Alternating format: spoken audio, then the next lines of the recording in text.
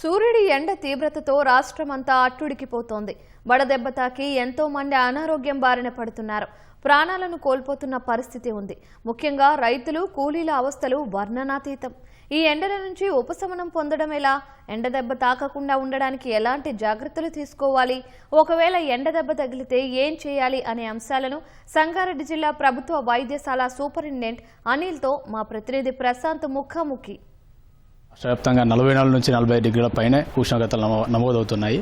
వీటితో పాటు ఎండ దెబ్బ తాకిడికి ఇటీవల రైతులతో పాటు ప్రజలు ప్రాణాలు కోల్పోయిన పరిస్థితి మనం చూస్తూ ఉన్నాము.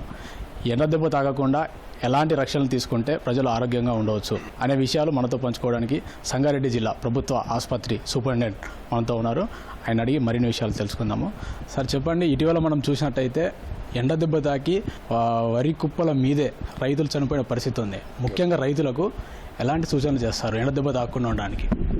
ఈ ఎండ దెబ్బ తగలకుండా ముఖ్యంగా ప్రతి ఒక్కరు చాలా జాగ్రత్తలు తీసుకోవాలండి. ముఖ్యంగా పీక్ టైంలో ఈ 12 గంటలకెళ్ళి 3 o'clock ఆ టైంలో అసలుకి ఎండలోకి పోకపోవడమే అండ్ ఎండలోకి వర్క్ చేయకపోవడమే బెటర్. ఒకవేళ చేయాల్సి వస్తే కొంచెం చల్లటి ప్రదేశాల్లో పనిచేయాలి.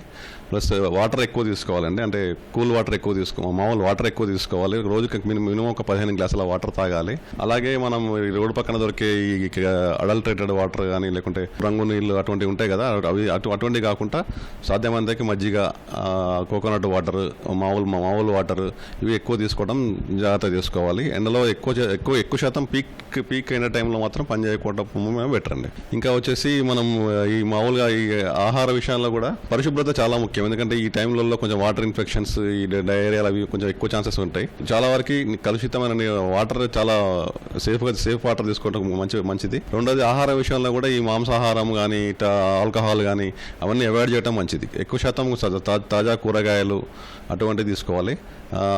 అట్లాగే వచ్చి మనం క్లాతింగ్ విషయంలో కూడా అంటే ఈ బాగా డార్క్ కలర్ అవి కాకుండా లైట్ కలర్, వైట్ కలర్ ఆ టైపు దుస్తులు ధరియటం మేలండి.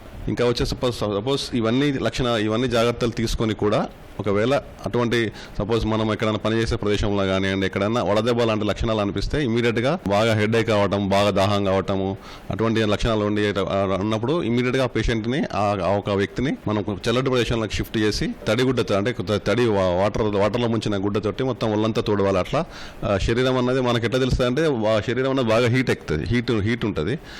తడిగుడ్డతోటి మొత్తం తూడ్చి కొంచెం ఫ్యాన్ గాలి ఇంకా పెడితే ఫ్యాన్ గాలికి నుంచి కూర్చోబెడితే ఆ శరీరం ఉష్ణోగ్రత అనేది నార్మల్ స్థాయికి వచ్చేదాకా అలా చేయాలి. ఒకవేళ అట్లా కొంచెం అంత స్టెబుల్ అయినాక ఓఆర్ఎస్ ప్యాకెట్స్ కానీ మజ్జిగలో కొంచెం లైట్ ఉప్పు కలిపి కానీ అలా తాపేయడం ముఖ్యం. సపోజ్ ఇంకా సీరియస్గా సపోజ్ అపస్మారక స్థితిలో ఉంటే ఆ రోగిని ఇమీడియట్గా అంటే అప్పుడు ఏదో వాటర్ తాపేయడం ఇవన్నీ ఏం చేయకుండా ఇమీడియట్గా అపస్మారక స్థితిలో ఉన్న పేషెంట్ని ఇమీడియట్గా దగ్గర ఉన్న ప్రాథమిక ఆరోగ్య కేంద్రం కానీ మన సంగారెడ్డి ప్రభుత్వ ఆసుపత్రి కానీ తరలించి ఇమీడియట్గా దానికి సంబంధించిన ట్రీట్మెంట్ చేయాల్సి వస్తుంది. సార్, ఇప్పుడు ఎండ దెబ్బ తాకితే వాళ్ళను హాస్పిటల్ తీసుకురమ్మంటున్నారు. మన ప్రభుత్వ హాస్పిటల్లో ఇప్పుడు ఎండ దెబ్బ తాకిన వ్యక్తిని తీసుకొస్తే చికిత్స అందించడానికి ఎలాంటి సౌకర్యాలు ఉన్నాయంటారు? వాళ్ళకి ఎలాంటి ట్రీట్మెంట్ కూడా ఇస్తారు ఇక్కడ? అన్ని ప్రభుత్వ ఆసుపత్రులు ఇంక్లూడింగ్ ప్రైమరీ హెల్త్ సెంటర్స్లో ఎండ దెబ్బ తగిలితే ట్రీట్మెంట్ అనేది అందుబాటులో ఉంది కంపల్సరీ. అందుకోసమే ఇమీడియట్గా అంటే అపస్మారక స్థితిలో ఉన్న పేషెంట్ని, శరీరం బాగా వేడిగా ఉన్న అటువంటి పేషెంట్, మీకు ఏ పేషెంట్ ఎదురైనా దగ్గరలో ఏ హాస్పిటల్ ఉంటే ఏది గవర్నమెంట్ హాస్పిటల్ ఉంటే అది ప్రాథమిక ఆరోగ్య కేంద్రంలో అన్ని డిఎంఎన్హెచ్ గారి తరఫున అన్ని ప్రతి ఒక్క ఓఆర్ఎస్ ప్యాకెట్స్ కానీ అండ్ దానికి సంబంధించిన వైద్య సంబంధించిన అన్ని ఐవీ ఫ్లూయిడ్స్ కానీ ప్రతి ఒక్కటి అందుబాటులో ఉన్నాయి. మన సంగారెడ్డి ప్రభుత్వ ఆసుపత్రిలో ఇంతవరకు అటువంటి కేసెస్ ఏమీ నమోదు కాలేదు. అయినా కూడా దానికి సంబంధించిన ప్రతి ఒక్క ట్రీట్మెంట్ అనేది అన్ని ప్రభుత్వ ఆసుపత్రుల్లో దీనికి సంబంధించిన ట్రీట్మెంట్ అనేది కంపల్సరీ ఉంది. దయచేసి మీకు అటువంటి ఏ పేషెంట్ అటువంటి ఉన్నా కూడా ఇమీడియట్గా షిఫ్ట్ చేసి ప్రభుత్వ ఆసుపత్రికి షిఫ్ట్ చేసి దాన్ని ట్రీట్మెంట్ తీసుకోవాలి. 12 గంటల నుంచి 3 గంటల వరకు పీక్స్ ఎండ ఉంటుంది. ఆ టైంలో బయటికి వెళ్ళొద్దని చెప్పన్నారు. కానీ రైతులకి, కూలీ పని చేసేవారికి తప్పని పరిస్థితి. వాళ్ళకి ముఖ్యంగా ఎలాంటి సూచనలు చేస్తారు? వాళ్ళు ఖచ్చితంగా పొట్ట నింపుకోవాలంటే చేయాల్సిందే. వాళ్ళకి ఎలాంటి సూచనలు చేస్తారు? సాధ్యమైనంత వరకు టైంలో వెయిట్ చేయాలండి. తప్పదన్నట్టు మీరు అన్నట్టు తప్పదని పరిస్థితుల్లో ఉంటే దానికి సంబంధించిన సపోజ్ షేడీ అంటే నీడ ప్రాంతంలో పనిచేయడానికి ప్రయత్నం చేయాలి. ఎండ దగ్గర ఉన్న గొడుగు లాంటివి కానీ, హ్యాట్స్ కానీ, చుట్టూ కవర్ చేసుకోవడం కానీ అటువంటివన్నీ మ్యాక్సిమం తీసుకోవాలి. అట్లే ఆ టైంలో కంపల్సరీ ఎక్కువ శాతం హీట్ వాటర్ ఎక్కువ తీసుకోవాలి. కంప్లీట్ అని చెప్తున్నా పర్ డే ఒక 15 గ్లాసుల వాటర్ తాగాలంటే ఇంకా ఎక్కువ వాటర్ తాగాల్సి వస్తుంది. వాళ్ళు దాహం అనిపించిన వాళ్ళు కంపల్సరీ వాటర్ దాహం కాకుండా తాగాలి. అట్లా జాగ్రత్తలు తీసుకోవాలి. గొడుగు కానీ ఇతర వస్త్రాలతోటి ఇతర క్యాప్స్ కానీ అట్లా పెట్టుకొని ఎండ నుంచి డైరెక్ట్ ఎండ తగలకుండా చూసుకోవాలి.